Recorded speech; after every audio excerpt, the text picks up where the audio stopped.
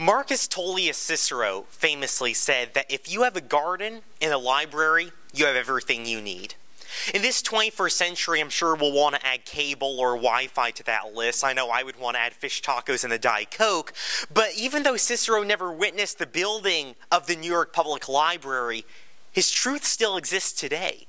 Libraries have value and they have a purpose, and I believe my own aspirations of wanting to become a history professor mirror that as the purpose of a library. That's what I'm going to be talking about today.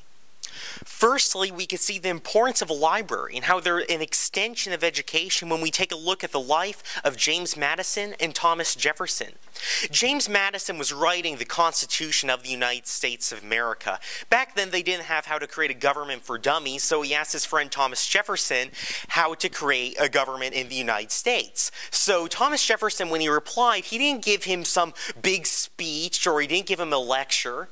What Thomas Jefferson did was he sent him his personal political library. Books like John Locke, Jean-Jacques Rousseau, or John Stuart Mill, they kind of like that name back then. Books like Plato and Seneca and other historical writings to inspire Madison in how to create a government. I actually witnessed the Jefferson personal library, saw it in the Library of Congress, and I must say to look at those books and know that a nation was inspired from it, it's truly remarkable. Thomas Jefferson said that he cannot live without books. Well, I think it's safe to say that our nation wouldn't live without Jefferson's books either. Secondly, though, we see this truth reaffirmed when we analyze Upton Sinclair in his book, The Jungle. Upton Sinclair's book, The Jungle, came out in the turn of the century. It talked about the meatpacking plants.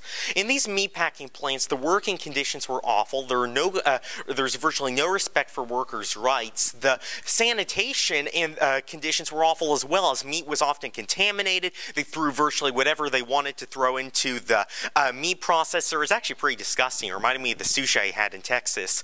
And basically what ended up happening is this book, once it hit the shelves of the New York Public Library, once it hit the shelves of libraries all over America, people read that book. And they grew angered about what they read. And they demanded action from their government. Eventually, Theodore Roosevelt signed the Pure Food and Drug Act, legislation we still use to this day. This law, this great political change, wasn't created in the halls of government or on the desks of great leaders. It was created with an idea. It was creating the pages of literature. It was born in the library. But what about our 21st century? Do libraries still have meaning? Do they still have purpose? I believe they do. You know, I've been talking about libraries, and I've been to a library before, and my first history book I had was from a library. But it's not the same until you go between those four granite walls of the New York Public Library, something I did the very first time today.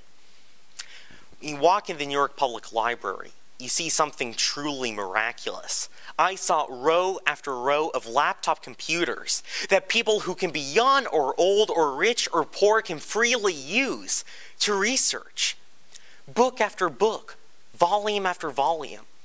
That gift of knowledge this city gave to its people truly is one of the greatest gifts imaginable. It's a gift that becomes a safeguard of democracy, as FDR said when he spoke of education. Libraries and teachers have a lot in common. They both give us lessons, sometimes lessons that we don't want or don't appreciate, but they're lessons that all of us need. When you walk the streets of New York, when you see your reflection in a shop window, you see who you are. You see your failings, your limitations, your reality.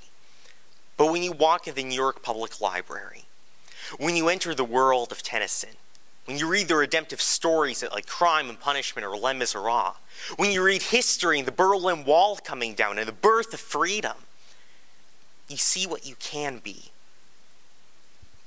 You see, libraries, they're more than just a house full of information.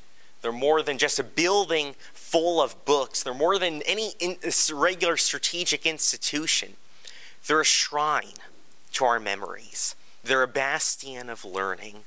It's a house full of dreams. It's more than a building. It's a library. Thank you.